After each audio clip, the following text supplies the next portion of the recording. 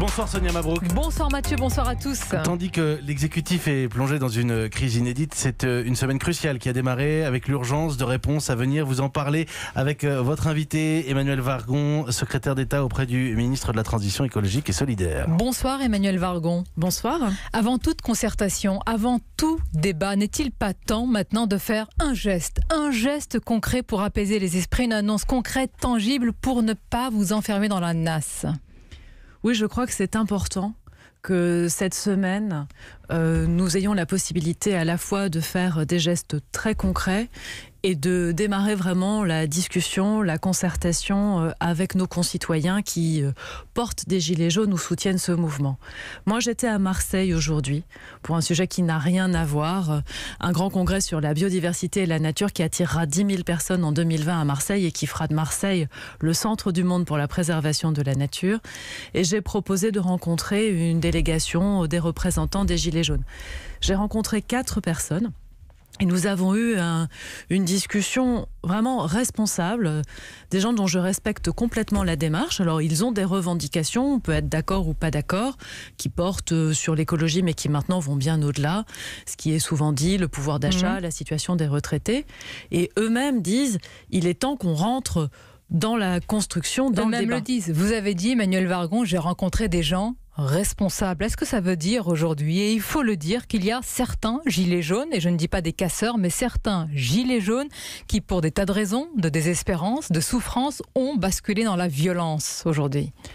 Ce qu'on a vu, mais on l'a vu tous, on a tous découvert ces images avec effroi le week-end dernier, c'est de la violence qui, dans certains cas, est pensée, voulue, c'est une volonté de détruire par des gens qui viennent des extrêmes, il faut le dire, et dans d'autres, des personnes qui sont emportées par un mouvement de foule, par une angoisse, par un désespoir, et qui vont peut-être plus loin que ce qu'ils auraient imaginé de faire. Parmi les interpellations et les gardés à vue, très peu d'ultra-droite, très peu d'ultra-gauche, des profils, j'allais dire de monsieur ou madame, tout le monde malheureusement, qui ont basculé. Et malheureusement, les professionnels de la casse et de la destruction, c'est pas ceux qui se font interpeller en premier, parce que ceux-là sont ceux qui savent s'extraire juste au bon moment. Ce sont ceux qui viennent mettre de l'huile sur le feu, ce sont ceux qui viennent casser, brûler et qui en fait se cachent avec une assez grande lâcheté derrière certains de nos concitoyens qui parfois peuvent basculer parce que expriment. Vous n'avez pas, et c'est là que je vous pose la question, Emmanuel Vargon, est-ce qu'il n'est pas là, ce n'est pas de votre responsabilité? Je sais que le mot est fort, mais ces gens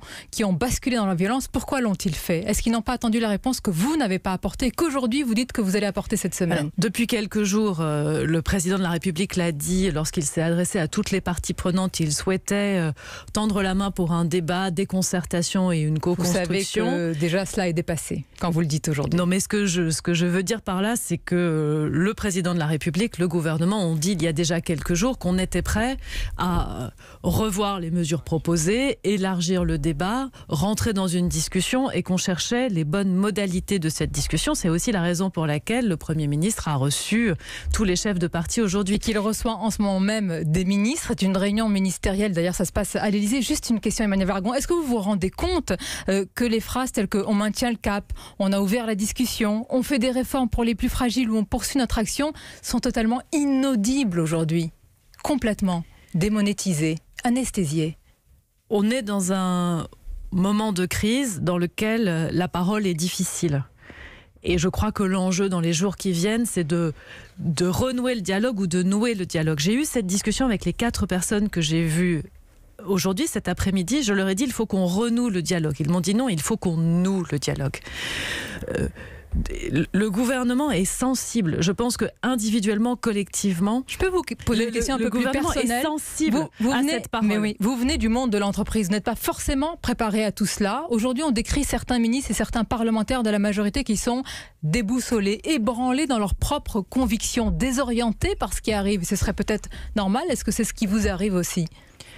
Moi, je viens du monde de l'entreprise, mais avant, j'ai travaillé sur les politiques de lutte contre la pauvreté. Quand j'ai créé le revenu de solidarité active avec Martin Hirsch, j'étais beaucoup au contact de personnes en situation de très grande difficulté. Et je sais le désarroi, je sais la difficulté des fins de mois.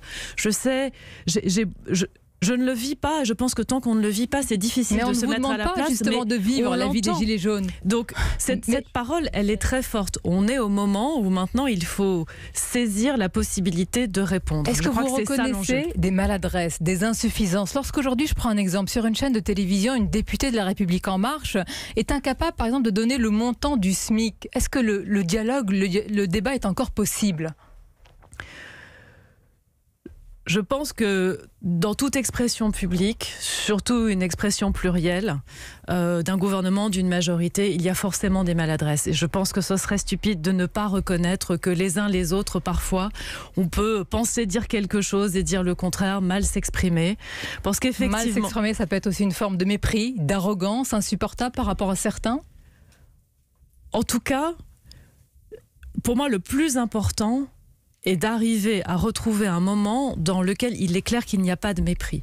Je veux dire, on ne porte pas de mépris, ça n'a aucun sens. Je me trompe ou je vous sens touché également? C'est possible, hein, je ne m'adresse pas seulement à une responsable politique, je m'adresse à quelqu'un qui a des sentiments, qui peut se dire, est-ce qu'on a fauté quelque part? Qu'est-ce qui s'est passé? En tout cas, avec mon expérience, avec ce que j'ai vécu, je sais à quel point la suspicion de mépris est proche, et à quel point il faut trouver inlassablement les bons mots pour montrer que même si on ne vit pas les situations de détresse auxquelles nous sommes confrontés, nous sommes là pour y répondre, nous sommes là pour les résoudre. L'honneur de la politique, la raison pour laquelle j'ai accepté de rejoindre ce gouvernement il y a moins de 2 mois, c'est de penser qu'on peut contribuer à résoudre les problèmes de nos concitoyens, faire face à la détresse.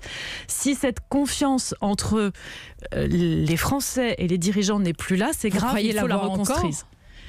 Je pense qu'il faut trouver les conditions pour reconstruire cette confiance. Certains au gouvernement dénoncent aujourd'hui le jeu des oppositions en ce moment, d'ailleurs de toutes les oppositions. Certes, Emmanuel Vargon, certains de vos camarades dans le gouvernement le disent, mais voilà, c'est vous qui cristallisez aujourd'hui au pouvoir, j'allais dire, une colère et parfois quelque chose de presque irrationnel, une forme de haine à l'égard de la figure présidentielle. Comment l'expliquer? Mais les personnes que j'ai vues aujourd'hui, elles me disent, nous, on attend... Oui, j'en ai vu 4. En quoi sont-ils représentatifs? Je crois qu'ils sont assez représentatifs de beaucoup de gilets jaunes dans la région de Marseille. Après, il y a beaucoup de sensibilités qui s'expriment. J'en ai vu 4 aujourd'hui, j'en ai vu la semaine dernière, j'en ai vu sur des plateaux, j'en ai vu en dehors de plateaux. Ils nous disent aussi... On a besoin de considération et on a besoin de réponses concrètes. Je crois que c'est vraiment ça qu'il faut qu'on apporte et que nous sommes prêts à apporter les deux. Ils n'ont eu ni considération ni réponse concrète depuis quelque temps. Encore plus de considération et encore plus de réponses concrètes. En même temps, en ce moment, il faut le rappeler, personne ne le dit, se tient la COP24 en Pologne. L'une des principales missions, c'est d'étudier la mise en application de l'accord de Paris. Qu'est-ce qu'on est loin, Emmanuel Vargon? Qu'est-ce qu'on est loin de ces préoccupations, de cet accord, de ce sujet aujourd'hui que vous portez? Mais c'est tout le paradoxe, hein, pendant qu'on a cette discussion qui est légitime sur est-ce qu'on peut faire une transition écologique sans parler de justice sociale, et je pense que cette question elle est fondamentale. Pendant qu'on a cette discussion, tous les rapports, tous les experts nous disent le monde ne va pas assez vite, on ne réduit pas assez vite les émissions de gaz à effet de serre, on va dans le mur sur le climat. Et ce matin j'étais à Marseille pour parler biodiversité, on va aussi dans le mur en matière de préservation de la nature. Il ne faut pas aller dans le mur socialement des aussi, vous disent les Gilets jaunes et oui. Beaucoup de Français, 75% des soutiens encore aujourd'hui au mouvement. Ça vous laisse... Je crois que ce que Mouvement nous dit, c'est qu'il faut trouver un modèle social juste, équitable, dans lequel chacun a sa place. Moi, c'est ce à quoi je crois. Grand défi et donc des réponses politiques attendues, sécuritaires et même régaliennes, puisqu'il s'agit de l'ordre républicain. Évidemment, merci Emmanuel Vargon d'avoir été l'invité d'Europe 1. Merci à vous.